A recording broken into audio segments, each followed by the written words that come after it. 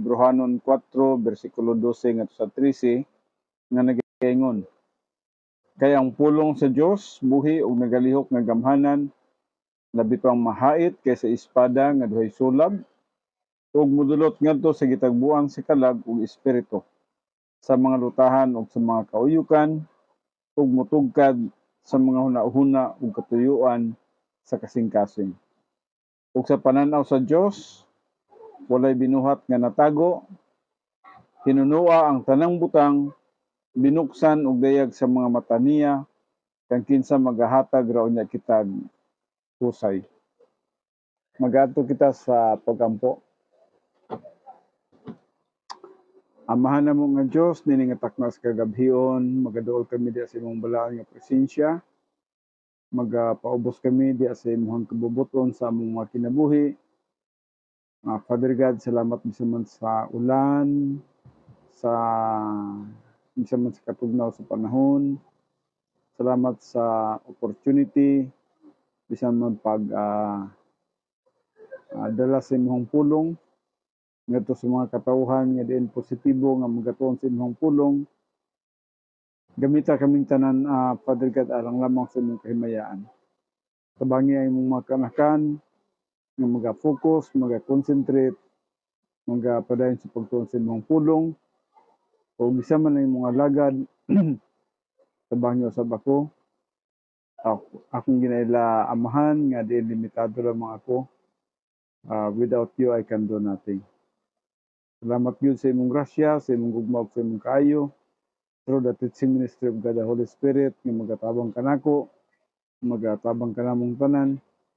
Kini akong ginatudyan, ginapasalamatan ng madawat, pinaagi lamang sa pangalan ni Kristo Jesus. Amen. Okay, mayong gabi sa tanan. O padayon na usab kita sa ato ang usa ka oras nga online Bible study. Atong ipadayon katong atong gitun-an sa milabay nga Huwebes. Dito kita sa Rainy Residence. Ug atong natun-an dito ang Doctrine of the Heart. Atong natun-an usab ang Essence of the Heart, no? But ato lamang i-review sumakadyot ang number 1 ngadto sa number 5 sa Essence of the Heart. Kaya wala man nato kini siya mahuman ni adtong milabay nga Huwebes. Yes, ang Essence of the Heart adunay 7 ka compartment kini siya. Ang una ini kini gitawag nato the frame of reference. The frame of reference is the first compartment where doctrine enters the right lobe and becomes epignosis knowledge.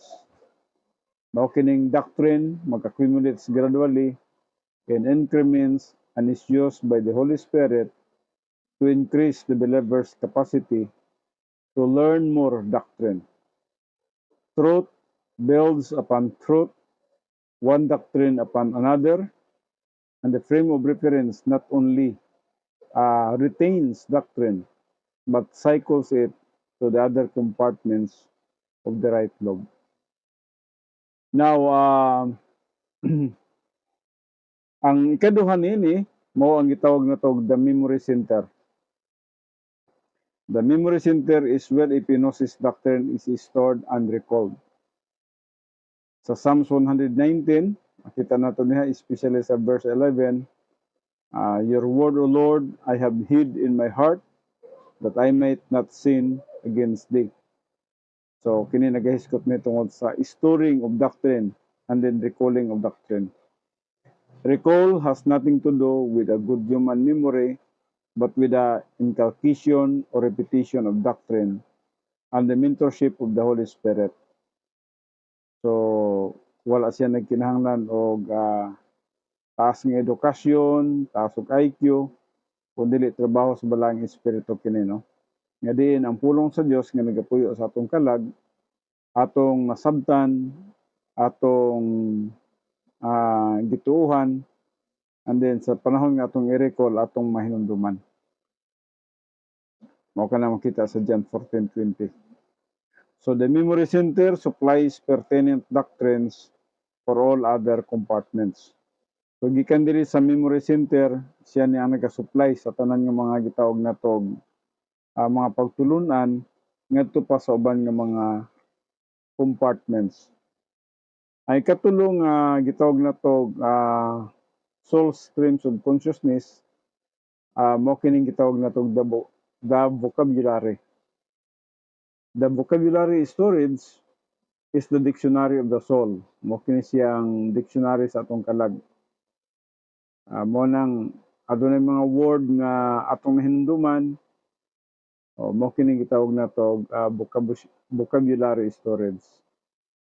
This compartment accumulates technical theological words and concepts to define God, to define man, to define salvation, and even the Christian way of life.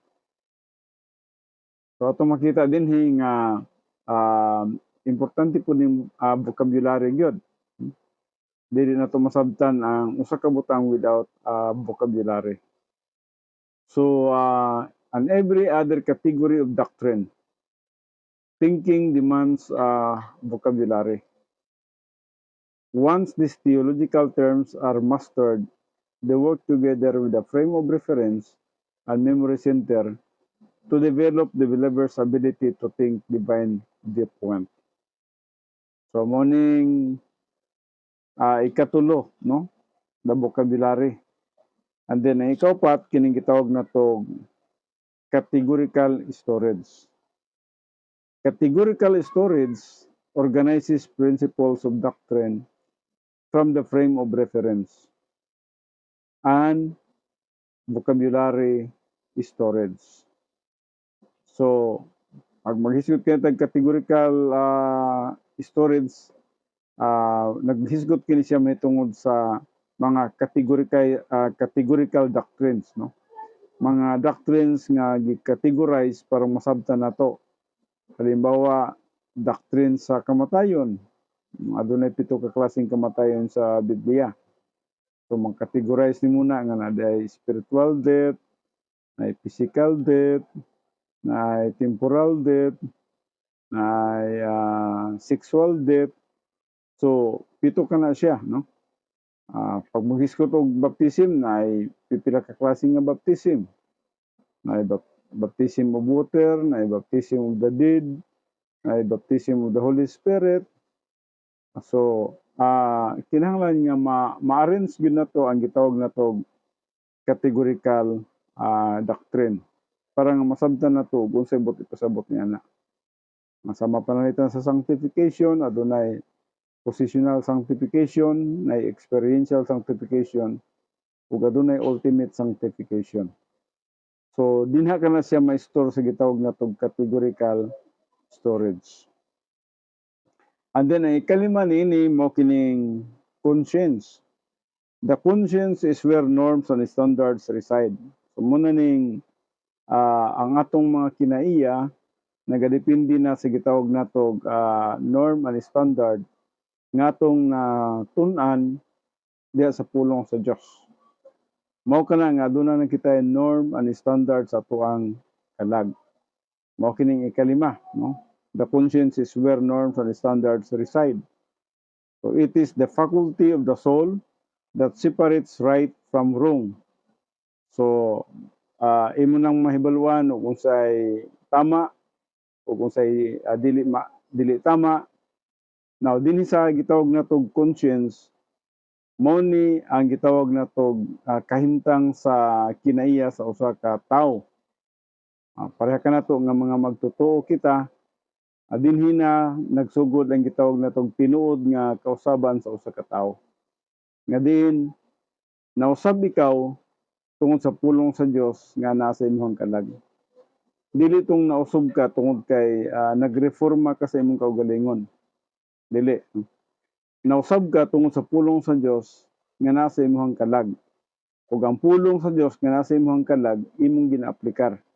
So pag-aplikar nimo, nagpasabot nga imong gituman ug unsa man ang mga mandates sa pulong sa Dios sumala sa pulong sa Dios nga nasa imong kalag. So dili nagapuyo sa conscience. So it is the faculty of the soul that separates right from wrong. So establishes priorities and guides and regulates life. So morning atong makita nga diri sa atong konsensya, halimbawa adlaw nga Domingo, diri sa atong konsensya mo ni siya ang nagahatag kanato og giya o nagatudlo nga ni kanato nga kinahanglan nga mosimba gid kita. Kinahanglan nga magtuon gid kita sa pulong sa Dios. Pinagi sa atong Pastor Fitzer. So dinhi dili nagapuyo sa gitawag nato atong norm and standard sa gitawag natong conscience. So ang konsensya de sa usa ka tao nagadepende kung sa norm and standard niya. Kung ang norm and standard niya is human viewpoint, nan mag-operate siya pinagi sa human viewpoint. Kung ang norm and standard niya is divine viewpoint, mo ka nang mag-operate po siya sa divine viewpoint. Ug busa, nagadepende day ang atong kalag ug unsa kadaghan sa doktrina nga nagapuyo dinha. So kung unsa kadaghan ang doktrina sa atong kalag, mao siya'y dominante sa atong kinabuhi. Kay mabitaw nang magkinabuhi na kita ang uyon sa kabubuton sa Dios, tungod kay ang pulong sa Dios na naman sa atong kalag o nasaturate na ang atong kalag sa pulong sa Dios. So mo kanang ikalima, o dinha kita natapos sa atong milabay nga Huwebes no sa atong pagtuon. Ug karon anhi na kita sa ikaunom nga mao ang gitawag nato momentum. Part gihapon kini siya sa gitawag nato heart no. Adunay 7 ka compartment sa atong heart o mao na kadto nagsugod sa frame of reference, memory center, categorical doctrine, vocabulary, conscience, ikalima. Ug karon aniya na kita sa momentum. Now, unsa man kining momentum? Momentum combines epinosis doctrine with the power of the feeling of the Holy Spirit to motivate and accelerate spiritual growth. So, mo kining gisgutan din sa 2 Peter 3:18. But grow in grace and in the knowledge of our Lord and Savior Jesus Christ. So, ang iyang gisgutan din momentum, no? Kini dayang momentum mo kining dapit o panahon sa imong kinabuhi nga din nagpasaka ka, nag-advance ka. Wala ka nag-steady, wala po ka nag-reverse, no? Wala ka nag-atras, wala ka pabilin nga ingunana lang. Kundi nga imong kinabuhi nag-advance ka, nag-forward ka, nag-abanti ka. So buti pasabot nagatubo ka sa imong espirituhanon nga pagkinabuhi. Mo ning gisgutan sa ikaunom nga mao ang momentum. Kung usa ka magtutuo nga diin nagatubo sa iyang espirituhanon nga pagtubo, pinasikat sa pulong sa Dios. Ug mao kanang mandato nato, no? Gisulatan kita ni Pedro niya na sa 2 Peter 3:10 nga magatubo kita sa grasya ug sa kahibalo sa atong Ginoong Hesukristo. So dapat magtubo gid kita sa grasya. Now adunay 8 categories of grace.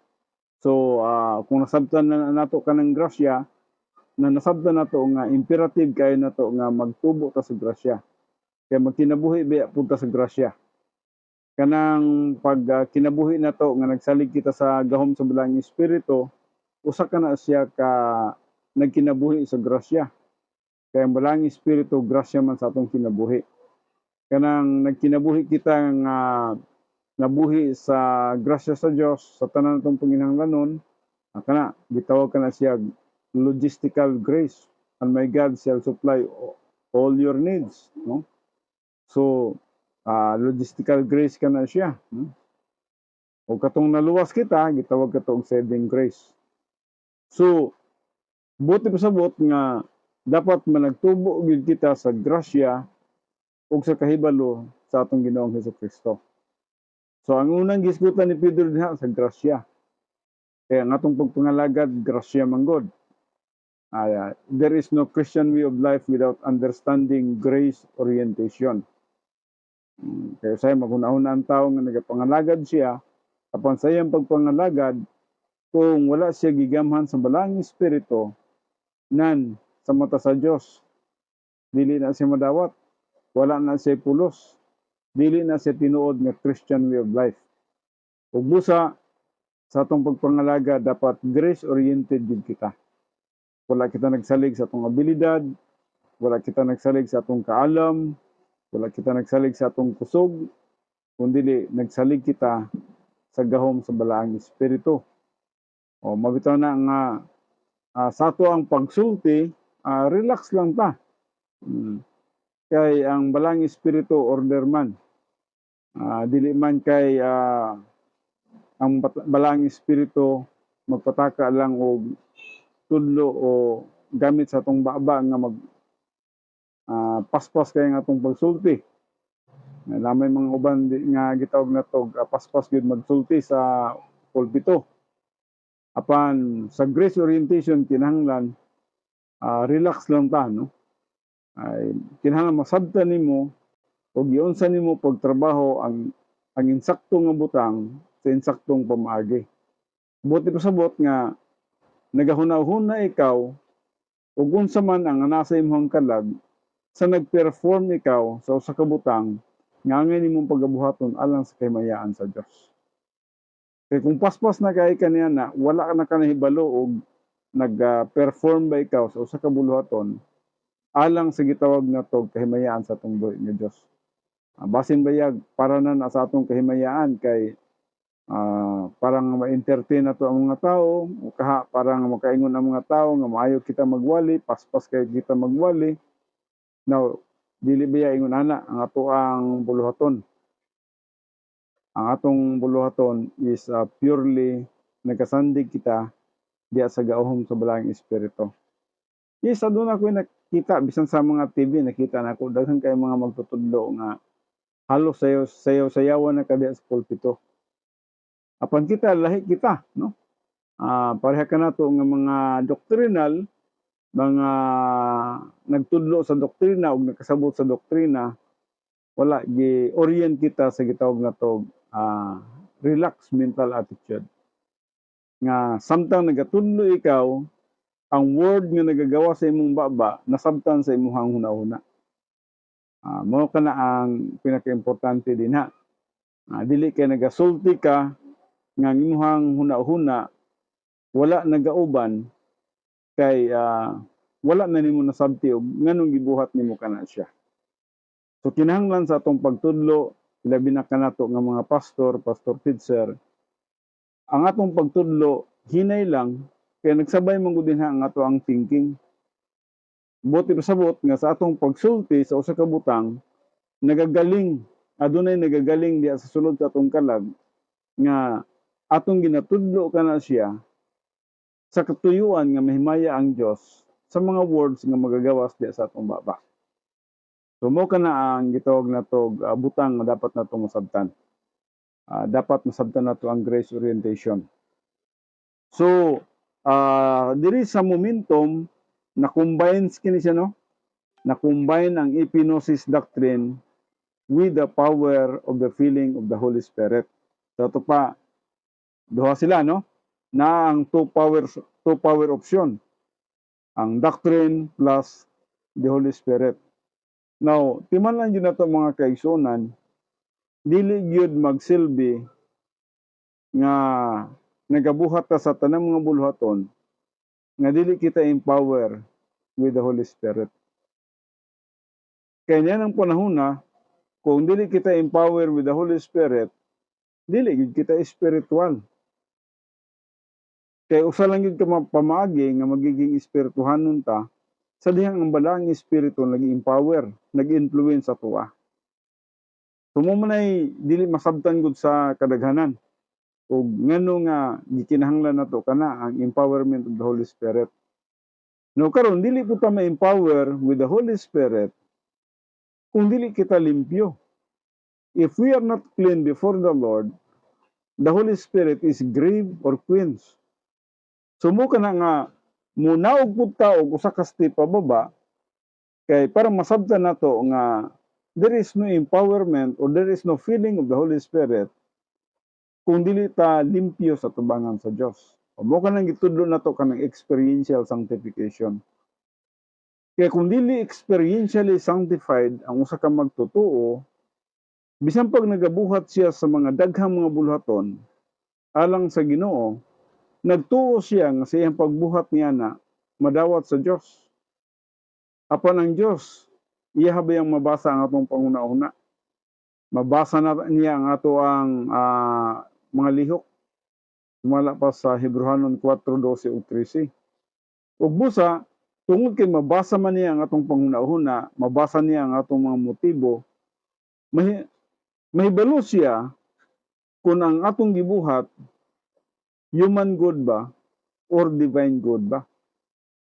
Mahibalo siya kung human viewpoint ba or divine viewpoint ba. Sumo ka na nga sa Christian way of life, importante gyud ay kayo ang gitawag natong power of the Holy Spirit. So busa, ang iyang gisgutan dinhi ang momentum is a combination between epignosis doctrine with the power of the filling of the Holy Spirit. So na kay mga doktrina diha sa imong kalag ug ang gahom sa balaang espiritu nga motrabaho sa doctrine nga nasa imong kalag sa katuyuan nga imong i-aplikar kay mao na ang wisdom, no? Ang wisdom doctrine man gyud sa atong kalag nga atong i-apply through the influence of the Holy Spirit. Kaya dili man pwede atong nakita din dili man pwede nga maka-influence ang balaang espiritu kung walay sulod ang atong kalag. Naga-influence lamang ang balaang espiritu sa atong kinabuhi based sa mga doctrine nga nagapuyo diha sa atong kalag. Busa, kinahanglan masabtan nato ning doctrine of the heart. Kaya importante kay kini siya kanato. Once nga masabtan nimo kini siya, may baluan nato ang proseso o giunsa day ang pulong sa Dios nga atong gitun-an nag-adto sa ato ang right lobe of the mentality.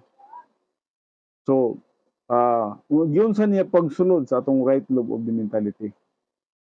So, ato na kanang natunan ang grace apparatus for perception, no?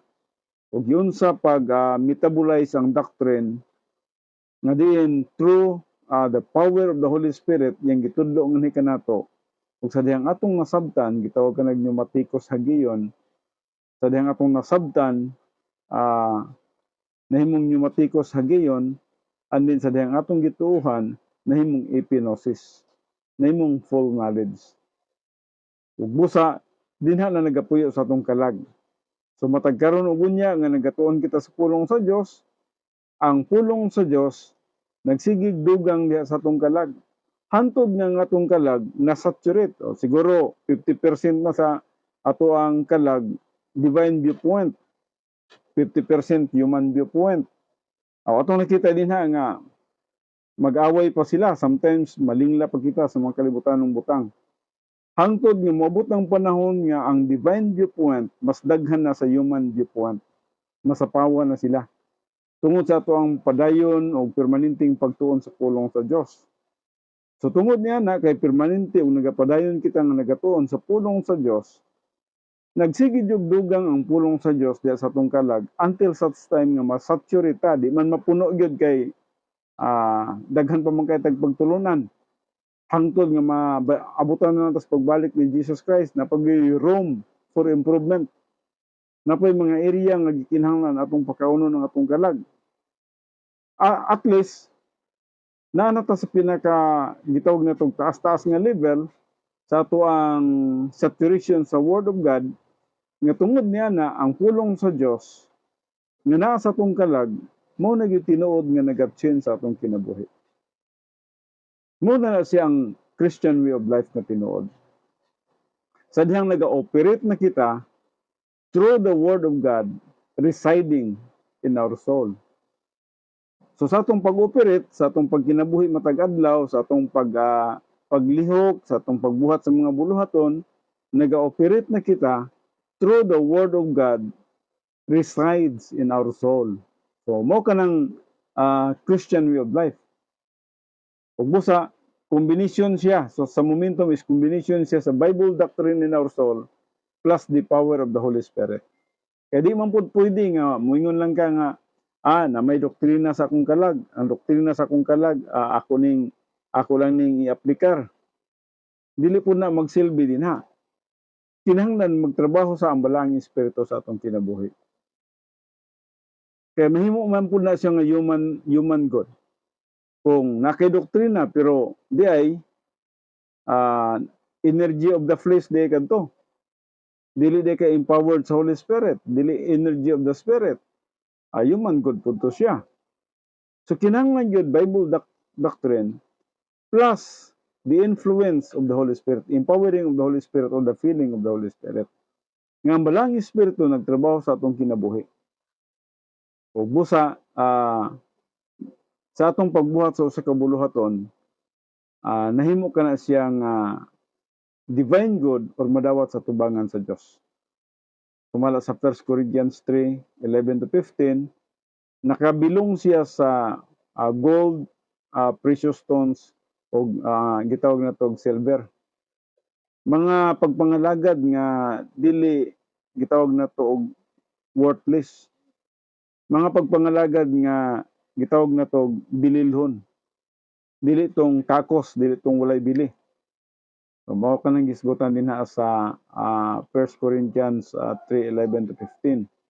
Kay ang wood hay ug straw mao katong mga pagpangalagad nato nga huway pulos. Kakos or faulos, no. Yes, sa mata sa tao, kaya ang tao di man maka-identify sa human good o divine good nga buhat sa tao. So sa mata sa tao maayo nga nagapangalagad ka. Pero sa mata sa Dios dili maayo. Tungod kay ang Dios makabasa man sa tuang huna-huna, may balo man siya og human good ba nga atong agi or divine good ba. So mo kanang sa number 7 kining momentum, dapat na nagtubo gid kita sa grasya. Una gid grasya gid, no. Start from sa first sa categories of grace na gitawag na to common grace, no. O gitong dapat masabtan nato common grace, efficacious grace, saving grace, then logistical grace, and then super grace, ultra super grace. So ngadto na sa gitawag na to dying grace, padulong sa dying grace. So dapat masabtan nato na ultimo gani sa usa ka tawo nga nagpadulong sa kamatayon, kung nasabtan niya ang dying grace, mahimo gyapong dying grace ang iyang kamatayon kay nagpadulong siya sa kamatayon nga diin wala may regret, walay kabalaka, walay kaguol, walay kaguliyang, walay panik, kundi andam ug ready nga mobiya sa kalibutan ug andam nga moatubang sa presensya sa atong buhi nga Dios. Mo ka nang kinabuhi sa tao, dapat mag-grow kita sa grace. Magkatubo kita sa grasya. Andin sa kahibalo, sunod.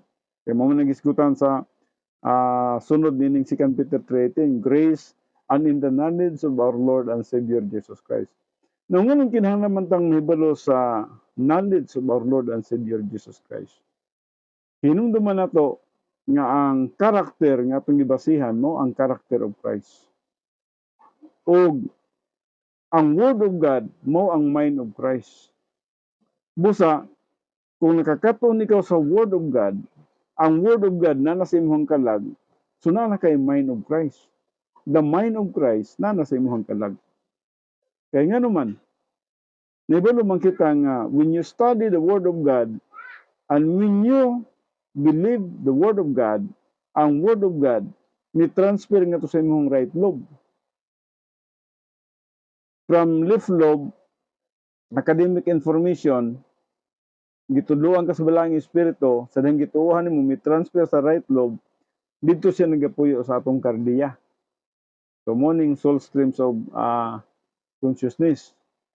So, pagpuyo niya dito, atong nakita, ang Word of God, na nagpuyo sa atong kalag, mind of Christ na siya.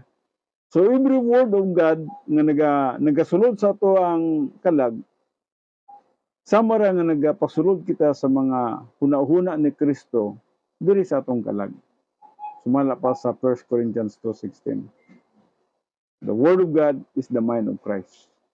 So if the word of God is in your soul, so you have the mind of Christ in your heart, no? So mo kana nga importante nga dapat mahibalo kita about Christ, about Christ's birth, about gitawag Christ life, samtang buhi siya sa kalibutan, unsang iyang kinaiya, about Christ's death, unsay katuyuan sa iyang kamatayon, about Christ's resurrection, about Christ's ascension, and then Christ's session, and then the coming back of the Lord Jesus Christ. Dapat nasabtan nato ng tanan. So, ang character of Christ, dapat masabtan nato, especially sa Galatians 5:22 to 23, na adunay siyam ka bunga dinha sa gisgutan sa Galatians 5. Ug mao kana ang mai-produce nganhi kanato, mao kana ang life of Christ, mao kana ang character of Christ.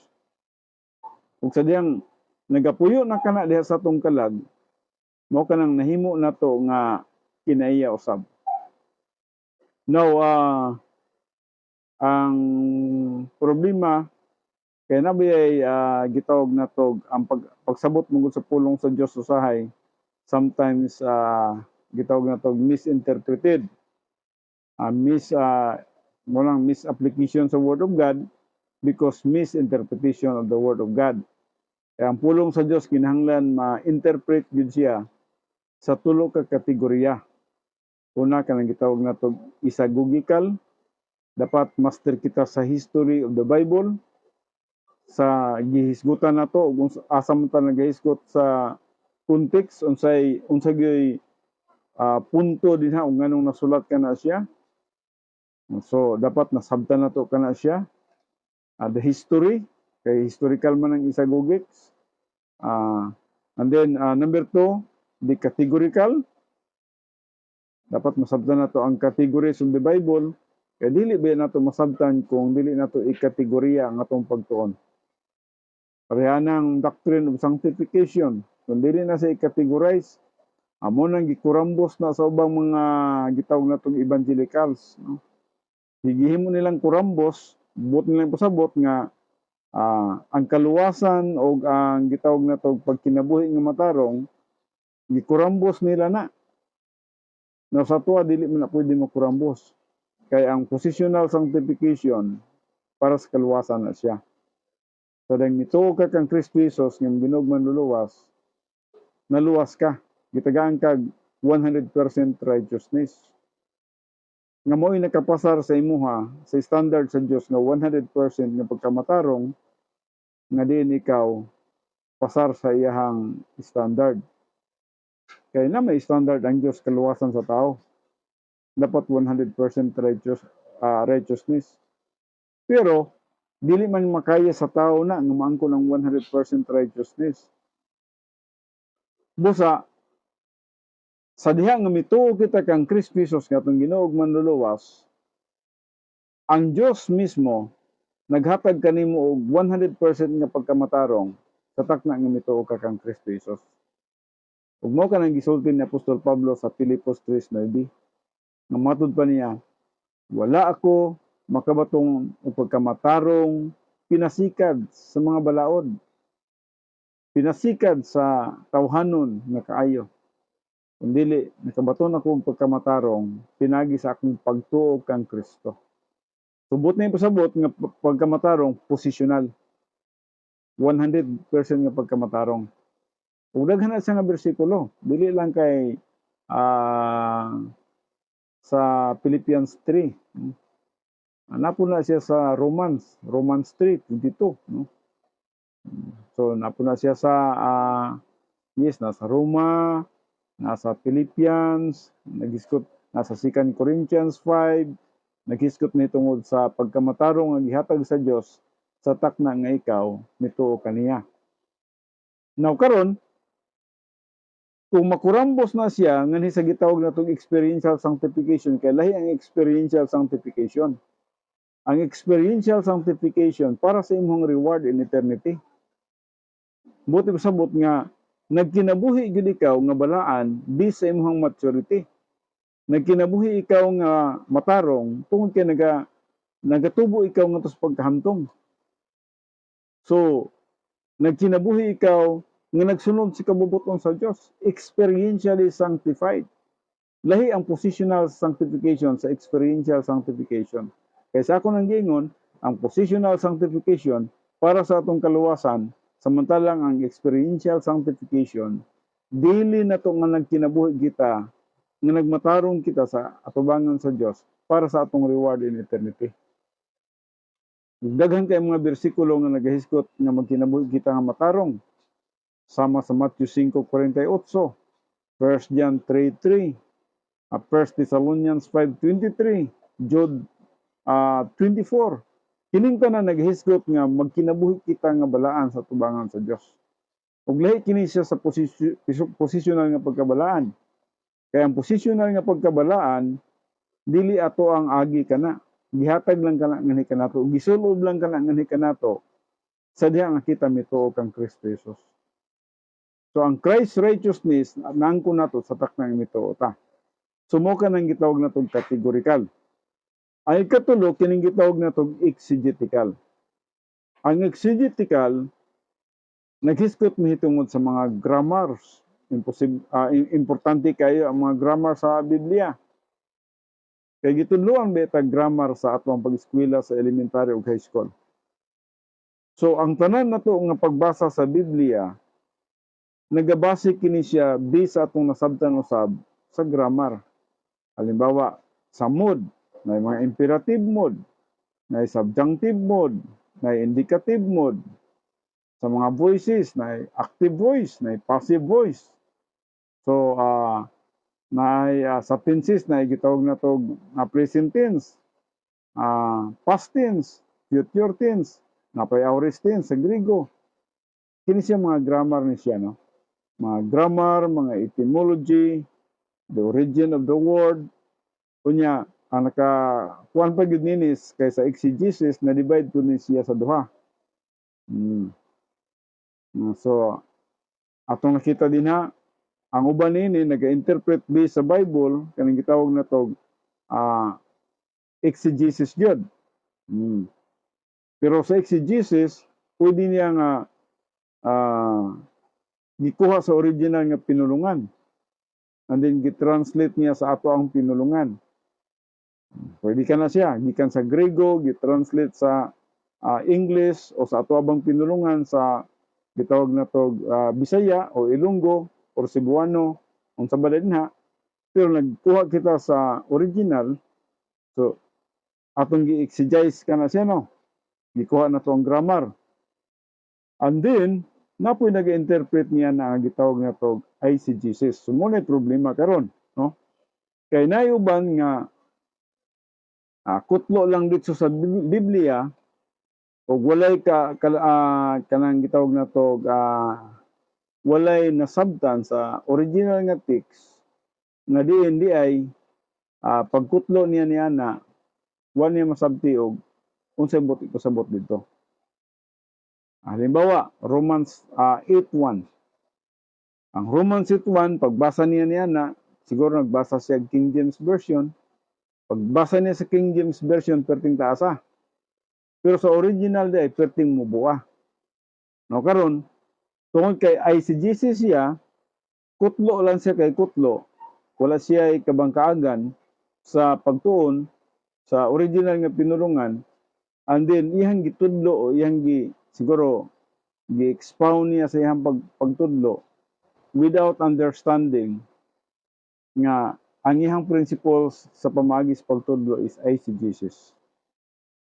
Dili po na dili po na gitawag na tog madawat kay nganuman problema man na siya.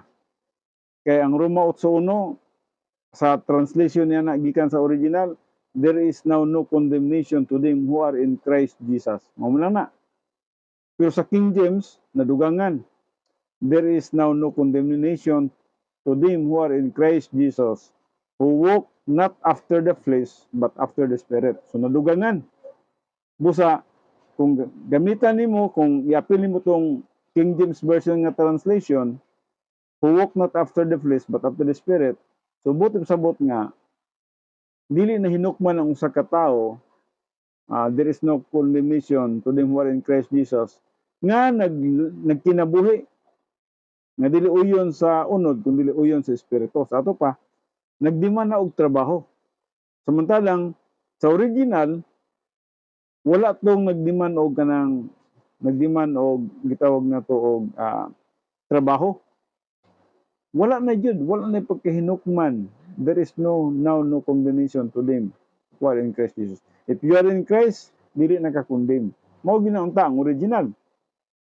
Pero kay gi-interpret siya sa diretso lang ang pagkutlo sa Biblia ug walay pagtandi sa original, ang Griego ug busa ang nahitabo gitawag siya eisegesis.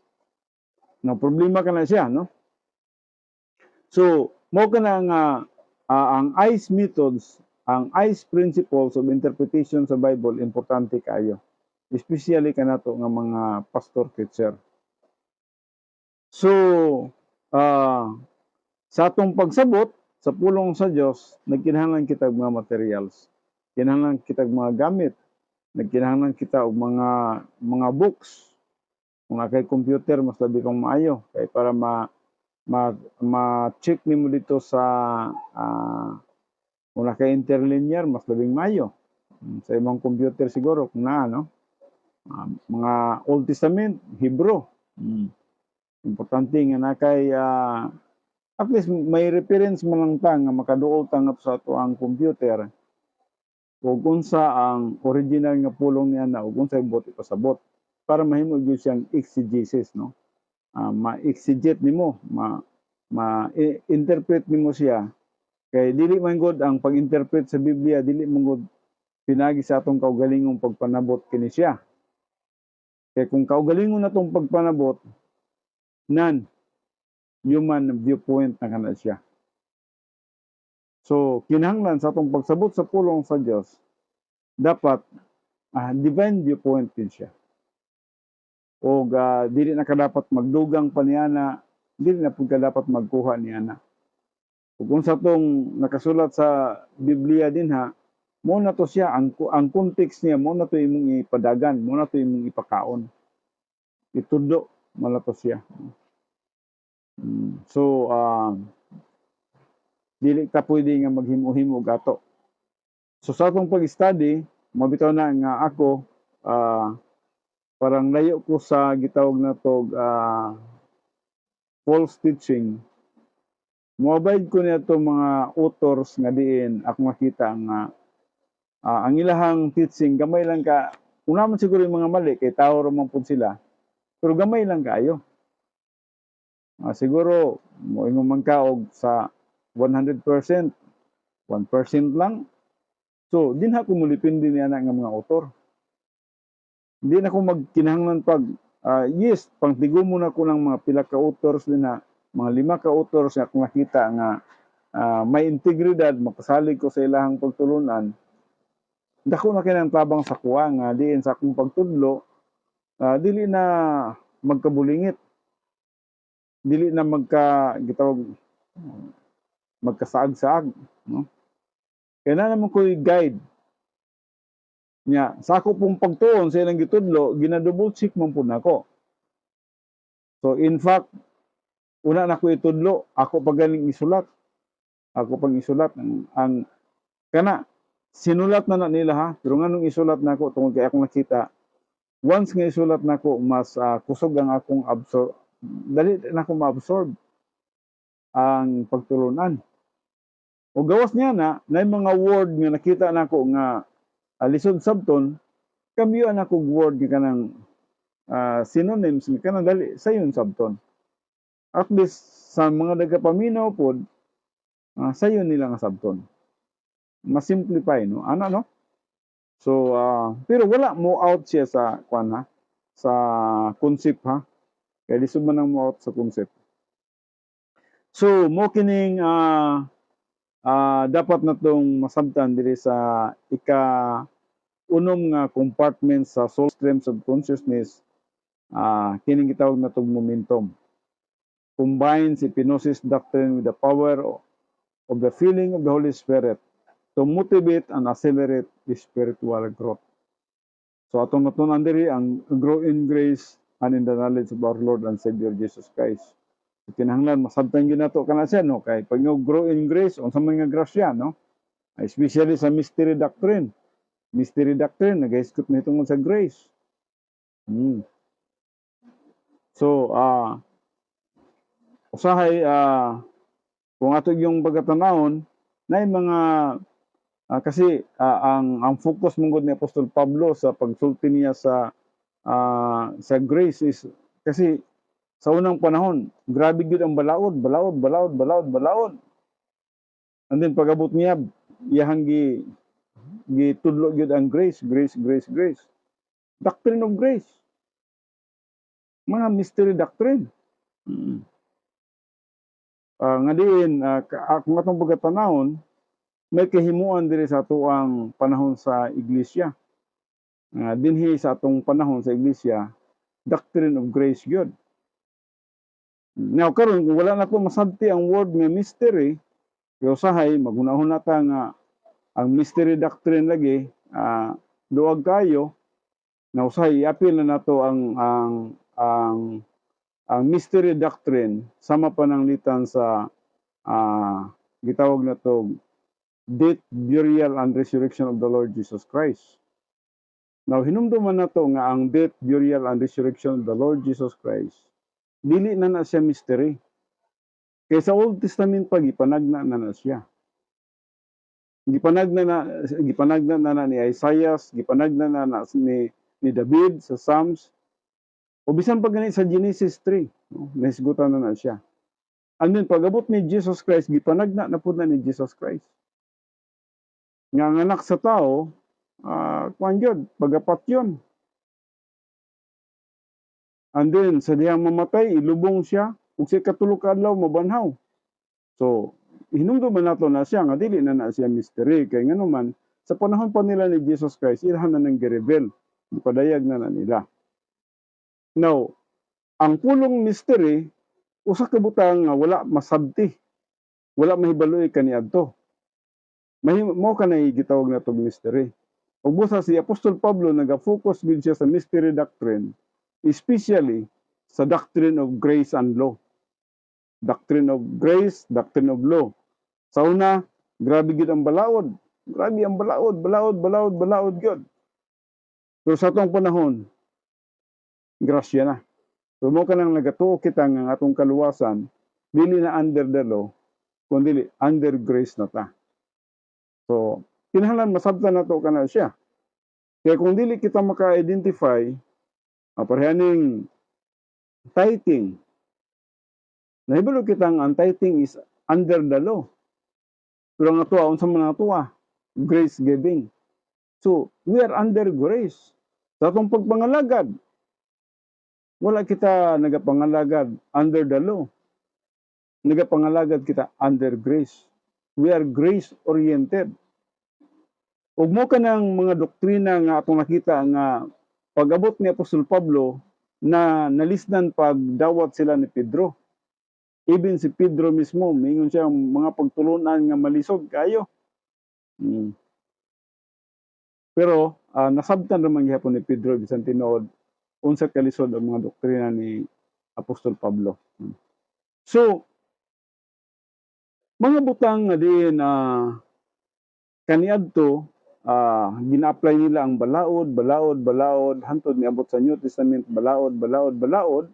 And then pag-abot ni Christ atong nakita dito nagsugod ang gitawag grace. O pag-abot ni Apostol Pablo ginapatinaw, ginapaklaro gid niya ang panahon sa grasya. So busa kung dili nato makuha ang gitawag natog kanang gitawag natog rightly dividing the word of truth, dili nato masabtan ang katong gitawag ICE principles sa interpretation sa Bible, nan magka-problema kita ni ana.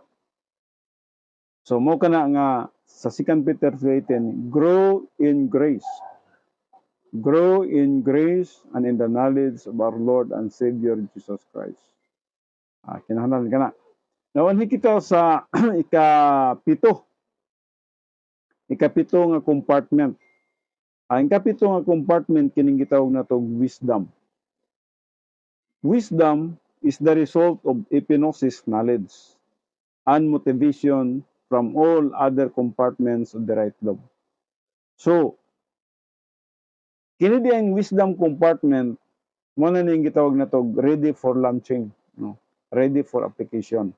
Mo na ning ang kaalam nga nasa imong ang word of God nga nasa imong kalag, nahimo nimong kaalam, gina-apply nimo sa adlaw-adlaw nimo nga pagkinabuhi. Siguro na people testing, apply nimo ang word of God sa imong kalag. Yun sa nimo pag-apply. Apply nimo ang impersonal love for all mankind. Kay people testing ba ya? Na mga disaster testing, apply nimo ang faith race drill. So, gina-apply nimo ang problem solving device sa adlaw-adlaw sa imong pagkinabuhi. Pinagi sa imong nasabtan sa pulong sa Dios. Para nang nakita nimo nga murag nagkulang na imong kadasig sa pagpangalagad sa Ginoo. Imong i-apply ang personal love for God. So, sa dihang wala kay power, kinahanglan switch on ka. Kinahanglan tanawon nimo nganong dili ka nganong wala kay power. Siguro nag-grave ang Holy Spirit, siguro nag-quench ang Holy Spirit. So kinahanglan mo gamit ka nga malimpyo ka mo ang 1 John 1:9. Kay mao ra man ginay bersikulo nga nagatudlo sa tuwa nga malimpyo ta. So dihang mo gamit sa 1 John 1:9. Ningon man dinha, kung isugid nato ang atong mga sala, siya matinumanon ug andam nga magapasaylo sa atong mga sala ug magalimpyo sa tanang dili pagkamatarong. So, ang 1 John 1:9, usa ka pamaagi kana nga ma-restore kita sa atong pagpakig-fellowship ngadto sa Dios. Now, kung dili kita ma-restore sa atong pagpakig-fellowship ngadto sa Dios, unsa may mahitabo sa tuwa? Wala kitay power. Kay ang balang espiritu kung grave siya or quench siya, dili siya maka-function sa atong kinabuhi. So gamit kita sa 1 John 1:9 para mobalik na to ang power. So we are filled with the Holy Spirit. When we are filled with the Holy Spirit, that means we are spiritual. Kaya ang balang espiritu nagtrabaho na po sa atong kinabuhi. There is no spirituality when the Holy Spirit is not functioning in our lives.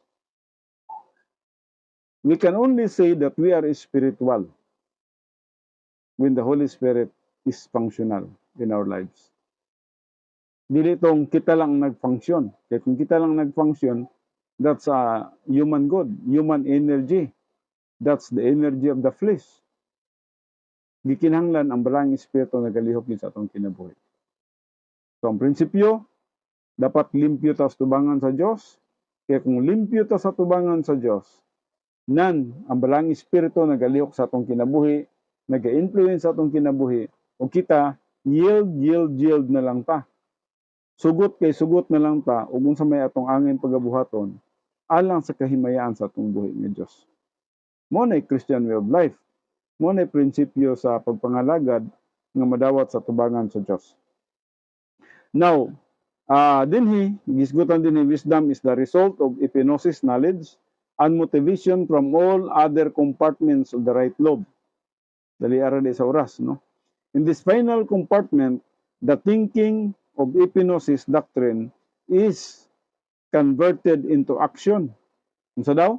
The thinking of epignosis doctrine is converted into action. So mo na ning ang mga doktrina nga nasa atong kalag, mo na ning naga-take action sa atong adlaw-adlaw nga pagkinabuhi. Kay mo na gamiton sa balang espiritu ang doktrina nga nasa atong kalag nga i-apply na to sa adlaw-adlaw nga pagkinabuhi. Kaya mo man ay rewardable. Mo man ay kanang naiganti sa eternity. Mo man na ang gitawag na to Christian way of life. dili man abilidad sa tao ang basihanan. Katong kamaayo nato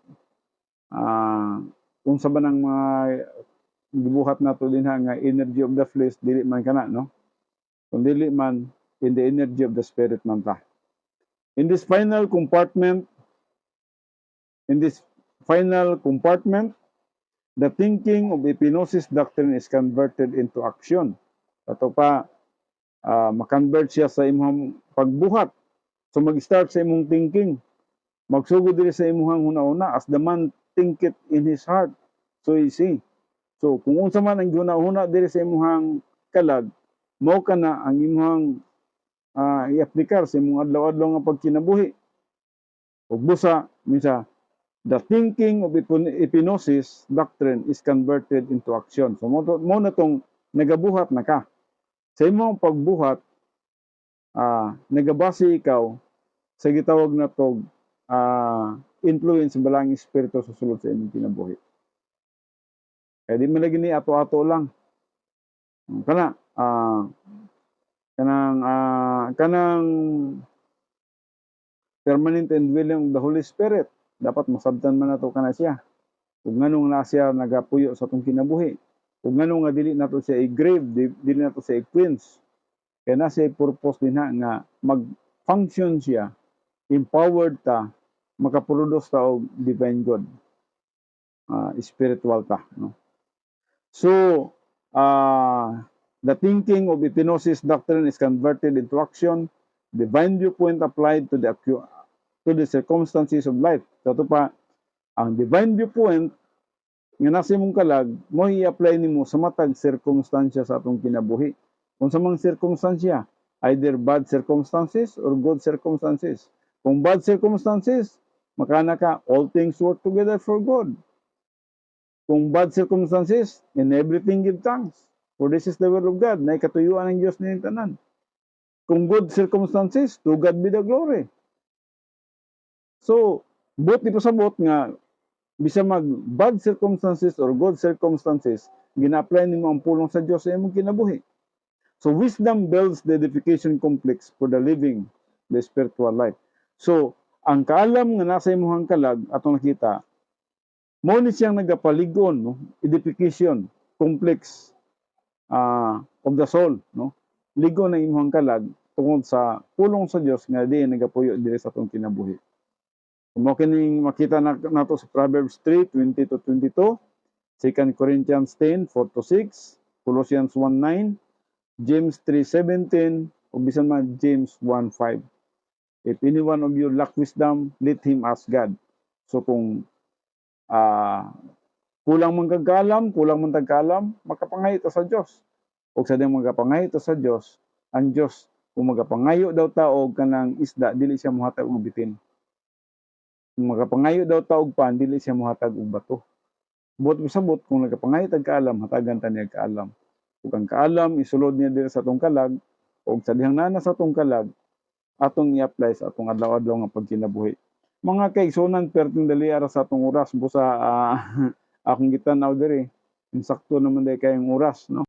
Well, mag-aadto kita sa pagampo. Amahan namo nga Dios, salamat gid sa panahon nga imong gihatag nga kanamo. Bisan man sa usa ka oras nga imong gitudlo nga kanamo. Salamat Father God nga ang imong pulong adunay kay kahimuan sa among mga kinabuhi. Salamat sa mga positibo nga mga believers. Salamat sa teaching ministry of God the Holy Spirit.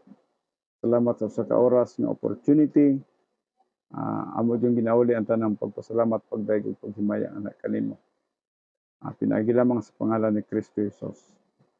Amen.